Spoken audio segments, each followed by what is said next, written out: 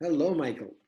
Hello, Gennady. How are you? Every single experience where I was needed to learn a lesson, he would just figure out how to throw me into a situation where I have to figure it out. And so you have to be prepared to be bad at something before you're good at it. I mean, you really need to focus on the things that are going to matter forever, which are your family, your kids. Yeah, absolutely. So tell me now more. So you obviously, are you enjoying it? Are you enjoying sales? I mean, I know that you're a fantastic speaker and you really bring life into sales process. I mean, which is like not that exciting because you repeat that over and over again, but you do it differently every time because people are different. Uh, Right. Well, I think selling is it's a liberal art, right? It's yeah, there's a process behind it, but it requires so many different what they call soft skills, like skills that need to be developed over time that you can't get from a book, right? mhm. So when it comes to like asking good questions and listening, right? I mean, let's just talk about listening for a second. I mean, because people don't know how to listen anymore. They don't. As soon as somebody starts talking, they start thinking about what they're going to say next, and you have these back and forth conversations that aren't really dialogues at all. It's just two people monologuing at each other's Are you faces. criticizing me now? What? Are you criticizing me? No, not at all, No, Gennady. but No. that sometimes I feel that, instead of listening, sometimes I think, well, what can I ask? Next question. It's silly because my But next question depends on what you are saying, not what I think. this is not what I'm saying. This like just I'm taking a small cross section of a soft skill that's strongly associated with sales success, like listening. And it's something that we have to work on all the time, right? It's not something that we go, okay, we've developed our skill in listening, and then that's it.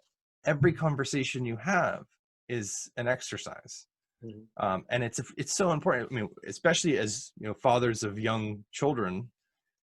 One of the things they say in all the parenting books and all the experts is presence, right? Be present, right? And that involves you listening. And sometimes it's hard to listen to like a 5-year-old babble on about something, but to stay engaged and listen and then ask these follow-up questions to help them kind of define what they're thinking or feeling in Especially a if you have better some way. important telephone call to make, or something is happening and you have to be involved, and etc. It's really, and it's like being here and now and present. It's easy to say, sometimes hard to do.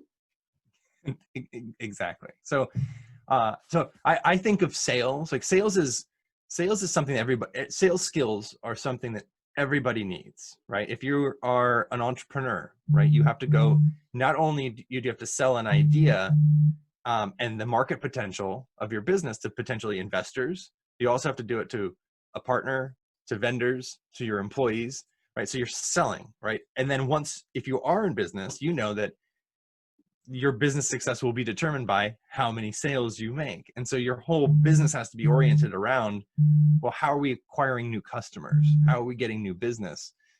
All selling. When you go in an interview as an employee, right? You're selling yourself, right? So, and there's sales strategies they apply to all of those situations, but we're all selling. And they call like, here's a testament.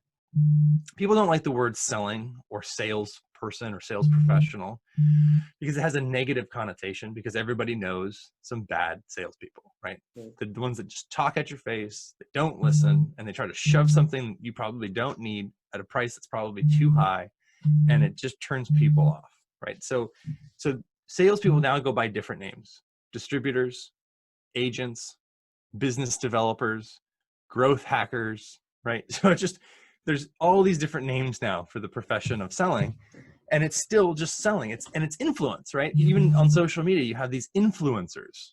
Well, why are they influencers? What are they influencing? They're influencing you to do something. They're selling you on an action, a service, a product, whatever it is. They're selling. So I think selling is like, for me, it's a delivery mechanism, right? You're going to come to me to learn these sales skills, which will benefit you in your financial future. But really, I get to teach you all of these soft skills, like critical thinking, listening, how to conceptualize your future, how to plan for your growth, what actions to take, how to make corrective act. I mean, there's so many wonderful things that are kind of baked in to sales skills, and that's why I think it's just a wonderful thing. Because people will come to me and they'll say, I want to make more money. It's like, great. But when they walk away from me, they're going to make more money, but they're also going to be better people. They're going to be better people, because they're going to have new ways of thinking about success. They're going to have new time management skills. They're going to have better listening skills. They're just going to be better. And that's the real joy I get. And another thing which I remember from your dad's teaching, and you were saying it several times, that if you want to be good at sales, you have to be at least on the same level with the person you are talking to. Because it's very unlikely that young, green guy without any experience can sell something for $1 million and zillion to the owner of big enterprise. Obviously, it happens very rarely, if ever. So you have to develop yourself. You have to be interesting conversationist. I mean, you have to be good listener. You have to be at the same level, so people have trust and can have rapport with you, and you have to have empathy with, etc. And then, so all these tiny small things which actually leads to sales. Right. Right. And you hit the nail on the head too. It's if you can engage somebody and maintain their interest, right?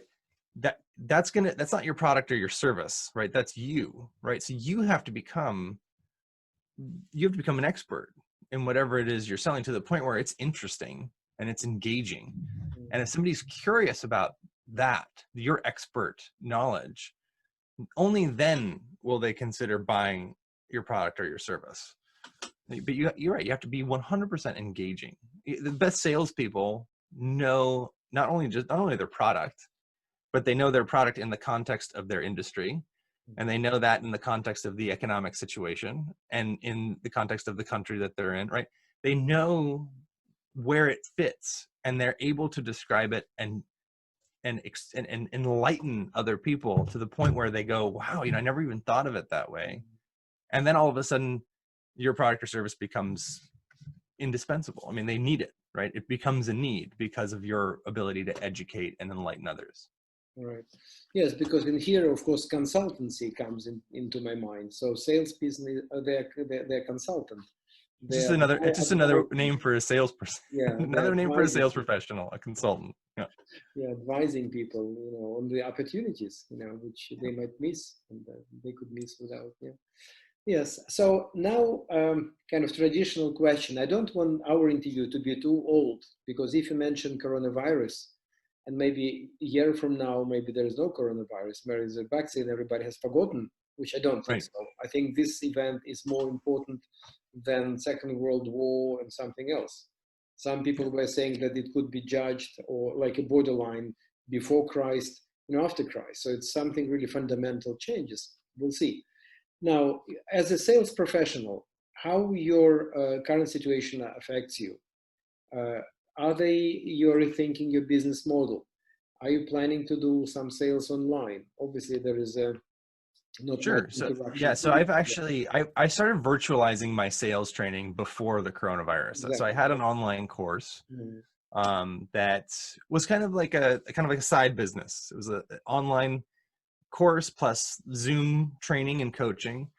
So I've doubled down on that. So I'm developing new courses. I was actually recruited by Forbes to develop sales training for their new online platform. Wow. Which is launching in July or August of this year. And I'm working with a partner in Europe to have my course translated into French, German, Spanish, and Italian. And so and it's all online and it's all virtual. So, and I think what's wonderful about just kind of how things have happened is that there is a cultural competency, right, that has been accelerated and into these virtual experiences, right? Everybody is now very comfortable with, internet video conferencing, specifically Zoom, right? But Zoom is like a verb now. Do you want to go Zoom, or should we Zoom? Or it's a common thing. And a lot of people were not very comfortable with it you know, just a few months ago, like maybe 4 or 5 months ago. And now the whole world is conducting business in this way. And I My think daughters just do not want to go back to school. They are so happy with online education and say during 2 hours you can learn as much as 6 hours at school. Very well, efficient. and if you think about the efficiency of it, right? You don't have to travel anywhere. You don't have to commute, you know, and you know, one of the things that that's happened is, you know, people aren't driving, they're not flying, they're not commuting, they're using less resources, and the air is cleaner, right? And you can see farther, and you know, nature is getting a breath of fresh air. And so I think there is going to be kind of a new consciousness around, well, if I don't have to fly, right? If I don't have to drive, why? Why not do it this way, right? It's just as efficient. It's face to face, and there's going to be some really wonderful business models that are available now that weren't previously available, because people will say, "Hey, I'm totally comfortable with this. I'm okay with Zoom." I did a 2 day. So it was originally planned to be in person, and it was 2 full days, right, in Italy. So I had to wake up. I'd essentially start at midnight. It's from midnight my time to 9 a.m. But it was 2 full days, about 8 hours per day.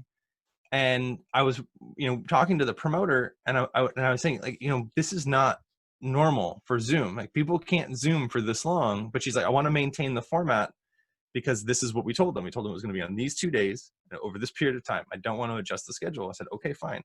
And so I did 2 full days on the Zoom, and we didn't get any refunds. Nobody asked for their money back. Everybody said it was great. It was recorded, so a lot of people didn't feel the need to be on all the time because they could go back and reference it. And it was a great success. And we were both skeptical. The promoter and I were both like, we don't know if it's going to work, but fingers crossed. Let's see if this works. And it worked. And it was reaffirming for me that this new business model, this new virtualization of experiences, is very viable, and in fact will persist when this is all over. Because, like, you know, if they said, okay, this is over, the coronavirus is done, right, go back to work, people aren't going to go running back into office buildings, you know, or jam themselves into subway cars, you know, or even fly if they don't. The education that we've received unwillingly over this period of time is not going to just somehow dissipate, right? We're not going to go back to ignorance, right? Understanding and experience is like a ratchet, right? You just we keep on elevating and learning and expanding, and we don't, when the situation that forces us to take a more efficient path or adopt a new business model ends, we're not going to go and embrace a less efficient one just because it ended, right? I think there's going to be some massive changes in how business is done, how people are educated, and how people experience the world, generally speaking. Yeah, you're absolutely right, and I hope really the world will become better, more conscious. One thing which is definitely will be missed, that is, like, you have a deal and there is no handshake. So Yes. this is something which normally, because I feel associate myself with the kind of Russian and culture and or Greek or Italian, where it's important part. And even I remember, I think in your talks when you said, or your dad's talk, when the deal is done and somebody's giving your hand to shake and say, no, don't, we don't have to, immediately you feel like, you don't care about money anymore. Somebody doesn't want to shake your hand. That's more important, and you can send this person to hell. And it's probably less strong in Anglo-Saxon model, where business seems to be less personified, as in some Italian culture. But to your point, Gennady, I think that what's going to happen is people will just get a lot more intentional about where they go and who they spend time with, what conferences they attend. Right. And I think there's probably some unique opportunities there when people can travel again and hobnob and get face to face and eye to eye and belly to belly to people. I think people are going to be really kind of particular about, well, who am I going to go see? Like, why am I going to this event? Like, and that will open up other business opportunities for people as well. So I think I'm a Stoic at heart, and I think the Stoic, one of the foundations of that philosophy is that they embrace crisis. So they see it as an opportunity to make progress, right? Because if everything's going great, nothing's changing. You know, it's only in these crises and when there's problems that you can make just great progress in a short period of time. It's almost like the deck of opportunity gets reshuffled during a crisis. And if you are looking for opportunities, if you have the mindset that, you know, this is a good thing, I just have to find the good part about this and make it work, then I think there's a lot of opportunities that weren't previously available to people. And especially, you know, access to different markets, right? If being present in person prevented you from getting into a market, well, maybe that's not the case anymore, right? Maybe everybody's sitting at home on Zoom and you have a great opportunity. If you're in sales, you know where everybody is. They're at home. Like, you know where to call. you know how to get hold of them now. So I think there's a pretty wonderful opportunity for people who open their eyes and want to see it. Right. Yeah. So yes, and when you were saying that about Stoicism and Stoics, I remember I've written to your dad, and I mentioned that he is one of those guys, but that I was referring to the health issues and how he overcoming it without any complaints and taking it as, okay, yet another operation, we'll do it. And you mentioning that now in different contexts, and so you obviously a son of your dad. So I think that's pretty clear. Yeah, well, he's the embodiment of being a Stoic in that sense, right? Mm-hmm. He has, transcended physical pain. Right. And I've learned this trying to, catch up with him up a mountain path once. and he obviously he experiences physical pain, but he's able to, with just mental strength alone, overcome it. And he's demonstrated that repeatedly, and it's a really wonderful quality to have. And I was just watching this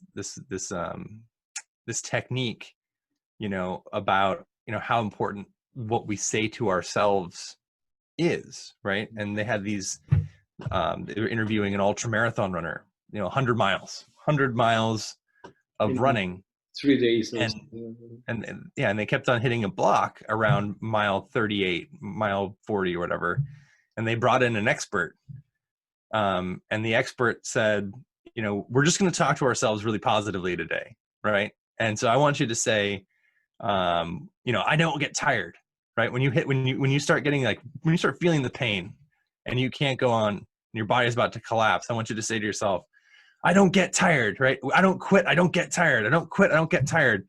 And, just these positive affirmations ended up increasing their performance just by talking to themselves. And my dad, he's famous for his affirmation. He looks in the mirror in the morning, yes, and he says, I like myself. I like myself. I like myself, and it sounds kind of silly. If you're unfamiliar with this, it sounds a little silly, and then you try it and your mental state changes, right? And you realize how much your mindset, how much your own self-limiting beliefs dictate your performance. And so you have to figure out what's best for you. It might be affirmations or whatever, but how to push through those mental blocks, because we all have them. Everybody does. Everybody has their own narrative, their internal narrative. Like, I'm not good at math, or, I'm not attractive enough to do that, or, I live in the wrong place, whatever it is, whatever crap story you're telling yourself, just stop. And those positive affirmations help people break past those things. And as soon as you break past a performance barrier, now you know that about yourself, right? And so the affirmation, now you can apply a different affirmation to a different situation, but you figured that out, right? You can pass that again. It seems to be a small thing, but if you do it consistently, it definitely changed and vice versa. If you say that, oh, I'm so tired, or I had a terrible day, or I'm exhausted, I cannot take it anymore. And your body reacts. Your body feels, all right, well, if you can take it anymore, so let's go and then to the hospital where you'll have some rest. So it's like, yeah. Yeah. No, I 100, and they've actually done this. They've done multiple studies. There's a very real mind, like body connection, right? Your body and your mind are so interconnected in so many different ways that, yeah, if you say to yourself, oh, I don't feel good, or I've got a sore throat coming on, oh, I'm so tired, I'm so tired. You'll get tired. You start feeling more tired or more sick, and the length of how long you will sick will be extended. Whereas if you act like you're not sick, right, and you say, I'm fine, I'm great, I feel wonderful, even if you do have some sort of sickness or malady, you will very quickly transcend it. You'll get past it. Your immune system will be supercharged, and it will go and resolve the illness much faster than if you tried to maintain that like a negative mental state. Yes, and another thing, kind of to support you, I know that if you're in a company of optimistic people, for example, it's very hard to be pessimistic our talk, at least for myself, and if you have more people, not on Zoom, but maybe in real life, then you feel more support. And the same, if you have fear spread among your friends, and you kind of, because we want to run with the herd, we want to be, we don't want to be different too much, so we started to feeling fear. So it's another thing which your dad was saying, and which you are saying, that you have to surround yourself with the people really who inspire you, who make you better, not to take you down. And I think it's Zoom as well. I mean, even in Zoom, you can select whom you want to join and whom you want to talk. Right. Yeah. And I think we've all been in situations too. And when we're thinking positive, right, when we have like a positive expectation of the future, we're engaging our prefrontal cortex, right? And that's where we are. We're using our logical side of the brain, our reasoning skills, and then as soon as you go back to fear, right, that's your amygdala. It's like a really old part of your brain, but the amygdala shuts off the rational part. And so if you're with a bunch of people, and this is probably an evolutionary trigger, but if you're with people who have these amygdala responses, these fear-based responses, they actually emit a pheromone, like the adrenaline that starts pumping. Your body can sense that, and it will trigger yours as well, right? It's like a heightened awareness, like danger is here. There's a lion in the bush.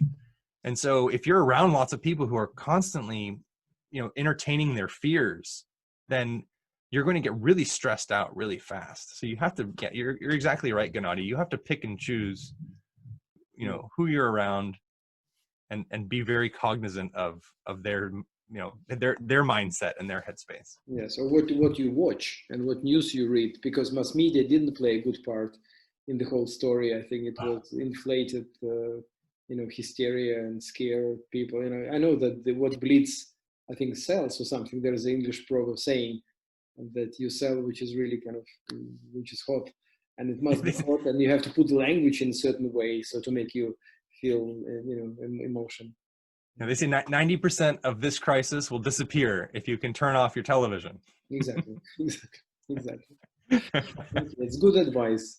Well, thank you very much, Michael. I really enjoy talking to you. I mean, you have 3 daughters, and I have 3 daughters as well. So we have a lot of sympathy in that. And I didn't mention the daughters should be treated differently than boys. I think they should, because they say the way you treat your daughters, you give them a role model how they should be treated when they get married.